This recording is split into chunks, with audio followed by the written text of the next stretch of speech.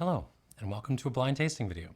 So of course, you know, because you're looking either up there or down there, at the title of this, what is in these bottles. I do not know that. So the fun of this video is seeing if I can figure it out, and even if I can't, getting some sense of, like, some impressions of the spirit involved based on what I get going in blind, as you know, someone who has a fair bit of experience with these things. So in other words, if I'm guessing, you know, bourbon or whatever, and these are not bourbons, that tells you they're very bourbon-y. So you know, useful things like that. I think these are fun, and hopefully not too boring to watch. So here's the deal. My friend Jose, who sent me my first batch of blind tastings, I think last year, sent me another 6 of the things, and rather than doing like 6 whole videos in a row, I'm doubling up. I literally picked up my random number generator, also known as a die, and I just rolled the die twice. Actually, I had to do 3 times because I got a duplication to pick what samples I would be doing for this video, and I'll do the same for the next 2. And of course, randomness being what it is, I got number 6 and number 5, and here they are. So again, I have no idea what these are, but this time around, Jose did give me some hints, and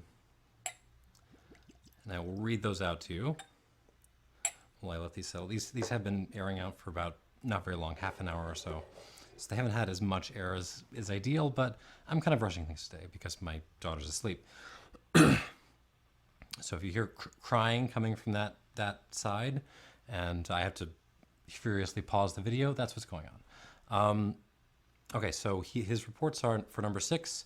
This spirit is older than I currently am, and Jose is 27 years old at this time.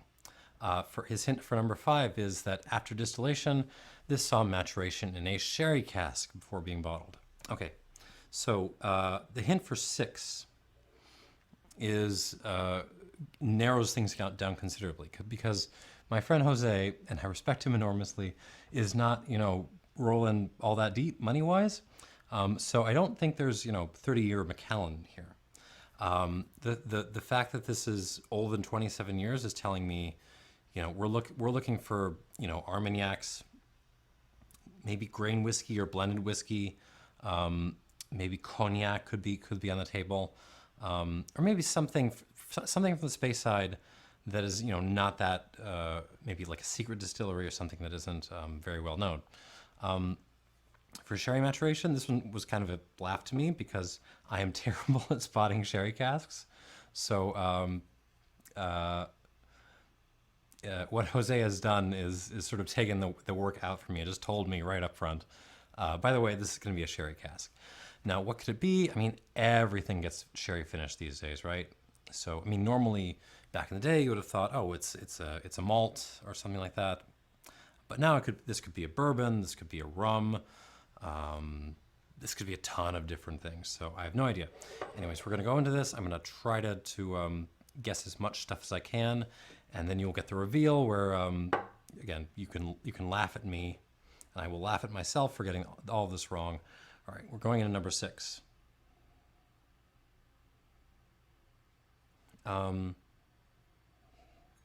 Smells very old, dusty. I'm getting a lot of, I think it's French oak on this, but not as much as I would have expected from something that was, you know, in a pretty fresh cask for 30 years. Yeah, my initial impression at the top of the funnel is this is probably a French brandy of some kind. Yeah, kind of dusty, dusty cellar, dusty, what is that? And then tons and tons of like just pepper, dried fruit, prunes, dried cherries, not that many raisins. A little hint of like an orange, almost like an orange candy note. Like, you know, those little orange candies, the really old school timey ones you see in the grocery stores hanging on the shelf and no one ever buys them, that kind of thing.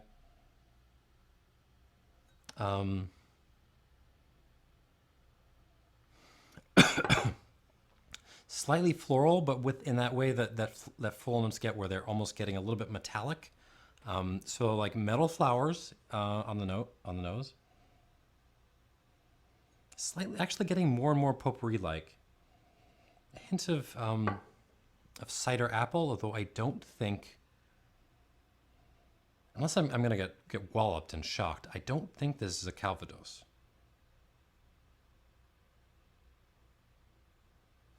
I think my initial impression is this is probably grape based.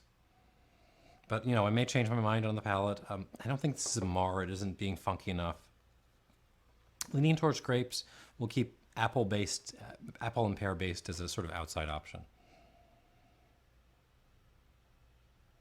It's a good nose. It's a fun nose. It feels, it just smells old.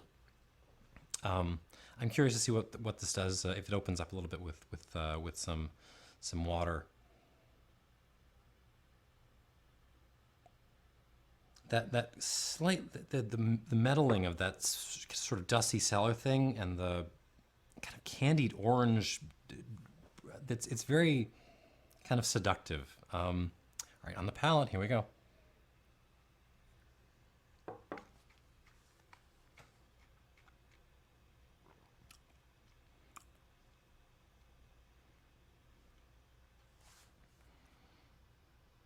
Oh, that's very good. Oh, dang, I like that a lot.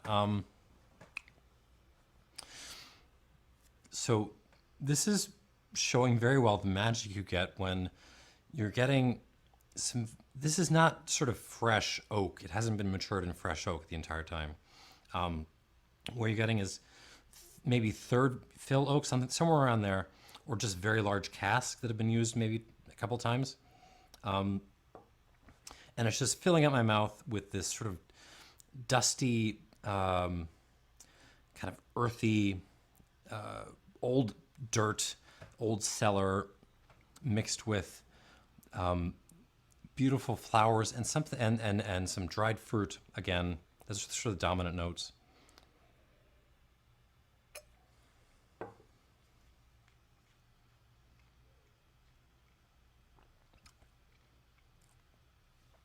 White pepper, a little ground pepper in there too.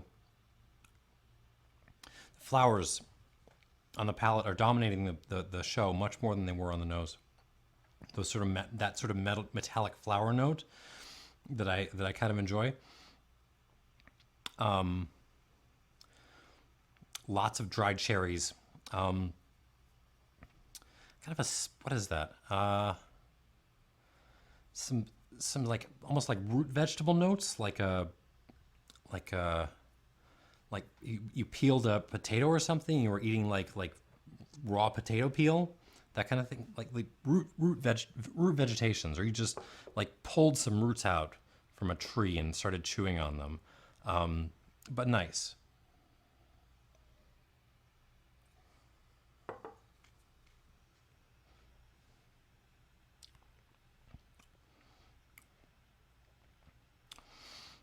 Behind the flowers and the sort of overt, dusty, woody notes, there is some fruity action here. There's a little bit of like a,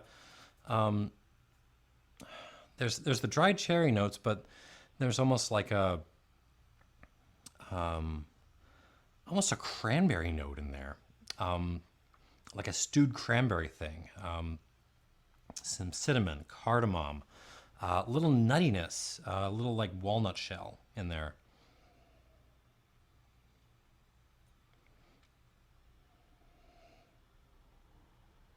I don't know. I don't even want to know how much this costs. But if I could afford this, I mean, this is extremely drinkable. Let's put it that way. For something this that has spent this long in oak, and is, I'm almost certain, a French grape brandy. I'm gonna call that right now. I don't know. Haven't decided which kind, but French grape based brandy, and pretty dang old. Well, I mean, Jose already told me that.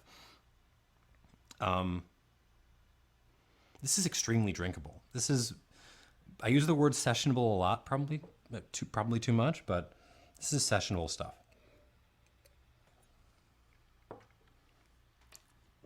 Very good. Let's move on to number 5 before I finish this entire glass. I'm gonna give this a squirt of water and see if that brings down the strength enough. Because this is how I've sort of been figuring out strengths in these blind tastings. Is I basically keep adding water until the burn goes away. There's a little burn on this. Doesn't feel like it's up in the 60s at all.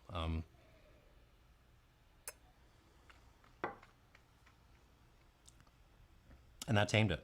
That was enough. Its original strength, I would think, is probably around 45. Not much higher than that. All right. That's a that's a heavy hitter to start with. Yeah, my kind of stuff. All right, let's move on to number 5. Okay. This smells like straight up funky caramel. Okay, caramel is the top note. It's very sugared and candied. Like you just caramelize. You took some caramel and you took a cook's torch and you just caramelized your caramel. Bro, I heard you liked caramel, so I caramelized your caramel.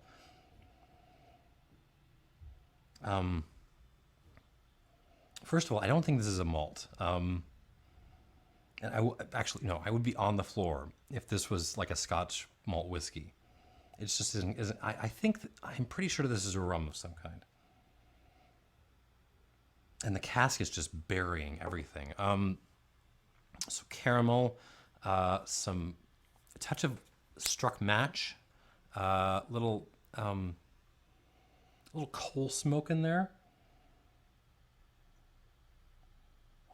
And just molasses, which is kind of curing me, and this is a rum.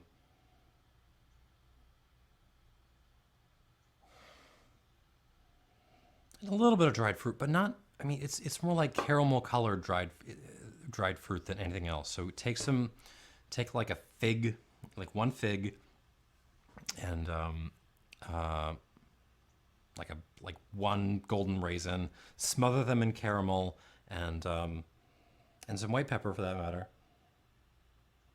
And a couple of like burley tobacco leaves, so like cigarette tobacco. That's kind of what you're getting as far as like the fruitiness side of this. This is very confectionery. This is extremely dessert. Like there's a bread pudding thing going on here. But alongside that same side, it has the dirtiness that sherry cask can sometimes bring. And by the way, like even if Jose had not told me, I feel like I wouldn't be missing sherry cask on this one. This is very obvious. The trouble is, what kind of rum is this? I don't think this is a Claren, because I know there are some sherry cask Clarens out there, and I haven't tried any yet. But this is not. I would be shocked if this is a Claren. More shocked than I would be if it was a malt, honestly. I think this is. I would guess this is a molasses-based, probably column distilled. Spirit, but well made, or maybe if it's pot distillate, this is very low ester. I'm not getting a whole lot of, it's not, pounding my head in with heavy, banana notes in there. And there's a little bit of like banana in there, like half a banana peel. No, actually, now that I'm looking at it, there is like a bananas Foster note in there as well. But in any case, I'm still going to say this doesn't smell like a very high ester sort of rum. It doesn't even have the floral notes I would expect from a low ester pot still rum, like some of the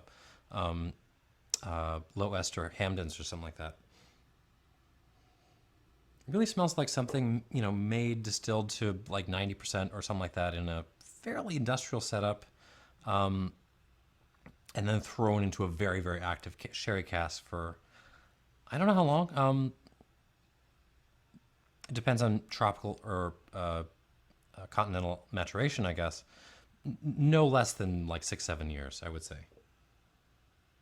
On the based on the nose, I'm going to change my mind on the palate probably, but based on the nose, that's kind of where I am. All right, on the palate.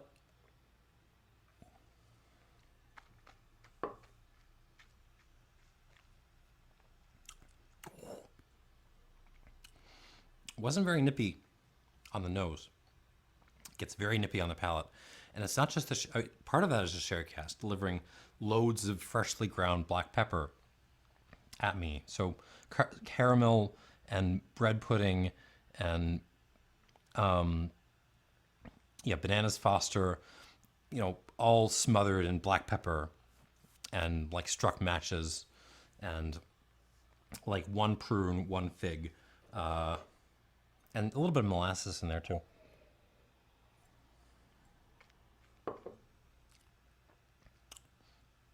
But beyond that, beyond the matchstick pepper thing, the alcohol is singing on this. Well, I mean, not singing. Singing is the wrong metaphor. It is trying to burn my mouth out. That's okay. It's just the nature of this particular spirit.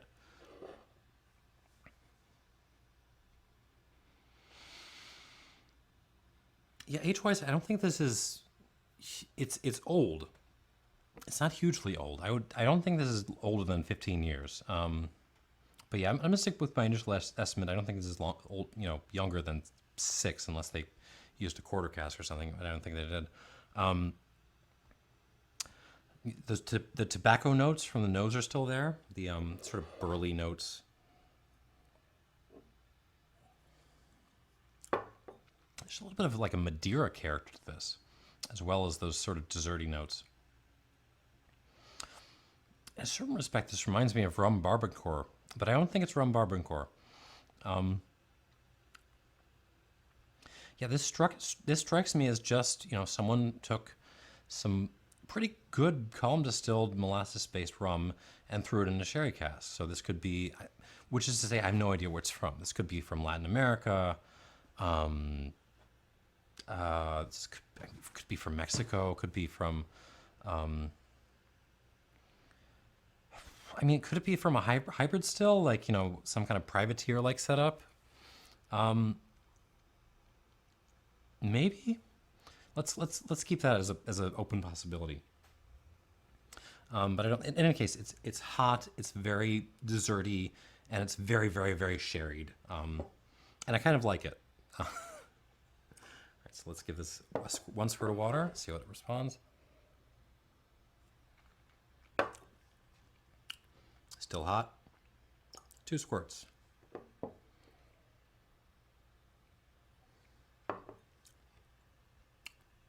Still pretty hot. 3 squirts.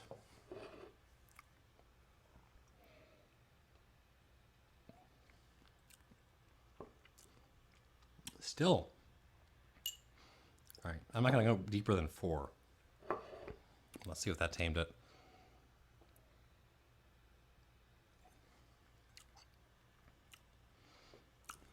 Close enough.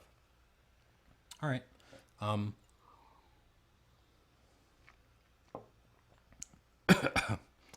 The water really brings out the black pepper aspect of this.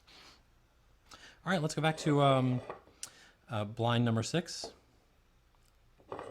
This is fun. Whoa. Okay. So this is something I really like to see on spirits and in general, but old spirits in particular. Adding water to this really brings out some new stuff on number 6. There's now like a winter green character coming out of this. Yeah, totally, like a spearmint thing. It's much more fruity now. This is oh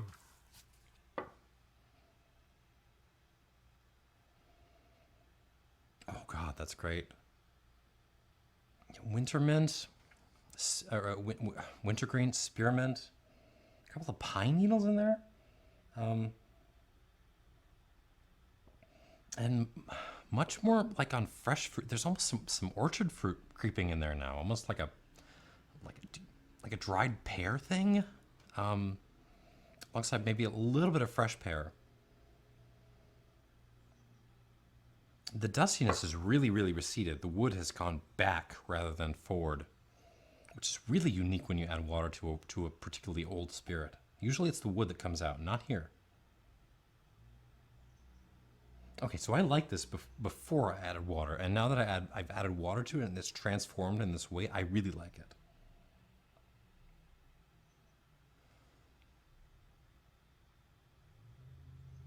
God, I could smell this all day. The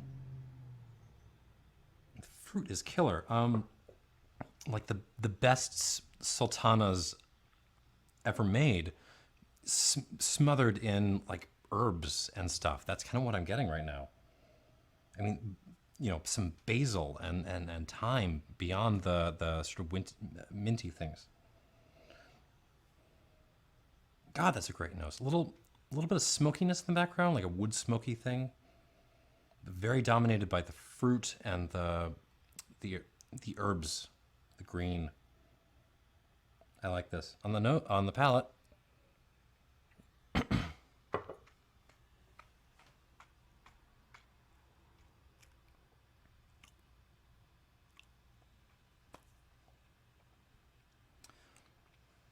Yeah, it actually calms down a little bit with water, which is quite rare.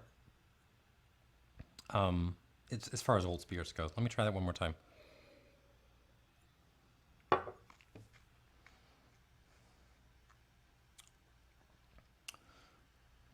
Oh, nuts. I just realized I don't have my phone with me. So I'm going to have to use the laptop here, which I've set up, to check my reveals. Oh, well, we do what we can. More black pepper. There's some minerality coming out, almost like a rocky clay note, like a river clay kind of thing, mixed with larger rocks.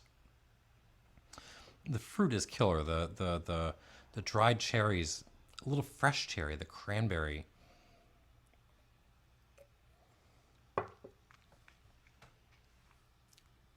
Are you seeing this? I'm basically finishing glass. And the herbaceousness, it's not as pronounced as on the nose. I have to say the palate is a little bit of letdown after the nose, but that's only because the nose is so good.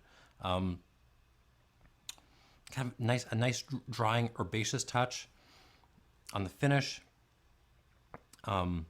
Fresh mint leaves, fresh basil, a little parsley.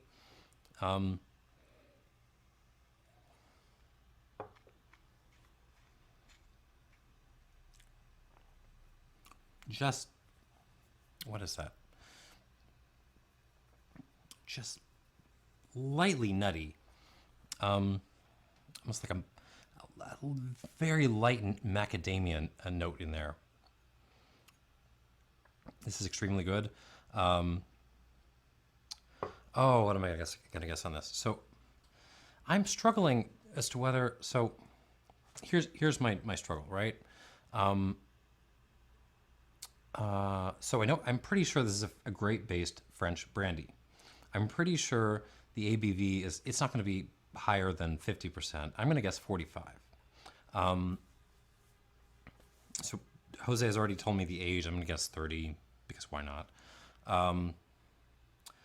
But is it an Armagnac or is it a cognac? That's tricky. I mean, initially I thought maybe this was a cognac, because the fruity notes were behaving. There wasn't as much aggressive wood as I expect from older Armagnacs. So I was kind of in the cognac camp. But now that I've added water to it, it's not really behaving like a cognac either. It's almost behaving like, for lack of a better way of describing it, an Armagnac pretending like it's a cognac, trying to do those, or not trying, succeeding very well at doing a kind of fruitier, more aromatic, herbaceous side than most of the sort of old Armagnacs in this category. So I'm gonna guess this is an Armagnac, But I mean, maybe it's from the Ténarèze or something. So, I love that Darrenson 2009. I'm not saying this is a Darrenson. I have no idea who's making this. From a couple of months ago, that did some of the same funky things when I added water to it. So, maybe this is from the Ténarèze, something like whatever. I'm gonna say Armagnac, 30 years old, 45 odd percent ABV, and I don't know what else to say about this. I have no idea what the price point on this is. I would guess, let's say 250, 300, somewhere in there.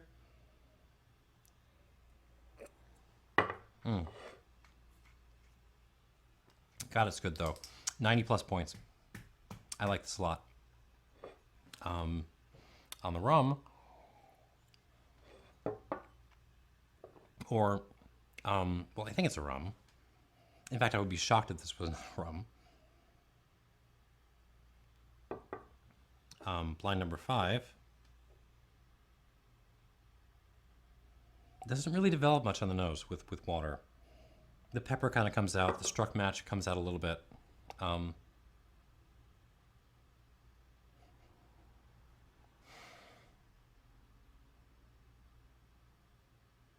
But still very confectionery. Like we are in an old candy factory, and there's like a nice bakery next door making some, little cakes and stuff.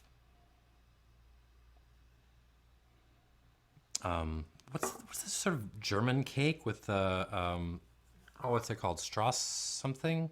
That kind of stuff. Mostly the same on the nose though, and that's not a problem. I'm enjoying the nose because I like, desserty things, and struck matches and pepper. On the palate,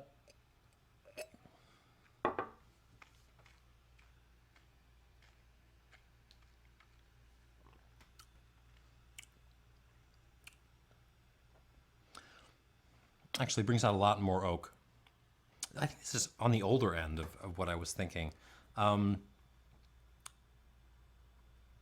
It's really interesting. Hold on, one more time.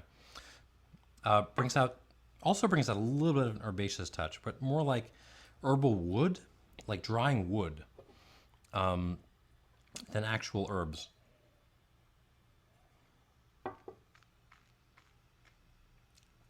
I wouldn't be surprised if the oak being used was actually originally European oak, like Spanish oak, French oak, something like that. That was then treated with some sherry, because it's bringing in a lot of black pepper, dried fruit. Right now, this has become the sort of desserty aspects are still there, but they pulled back in favor of this, drying wood, black pepper, slightly sulfury, not very much, but slightly struck matchy kind of character.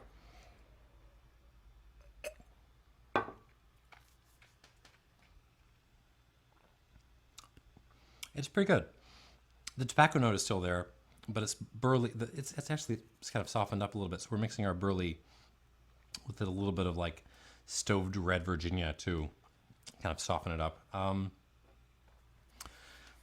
like this. I don't like this as much as number 6. Number 6 is, just in my happy place. But blind 5 is very enjoyable and very unique if it is what I think it is.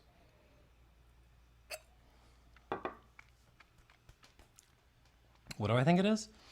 So I'm guessing it's around, I need a number, 55, 60. Let's say 56% ABV. I guess this is 12 years old in a sherry cask. I don't think it was matured in anything else. I think this was entirely sherry maturation. Where is it from? I have no idea. But I think it's molasses based. I think it was column distilled. So maybe Latin America somewhere. That's what I got. I have no idea beyond that. What else can I say about? Oh, score. Oh, let me try this one more time.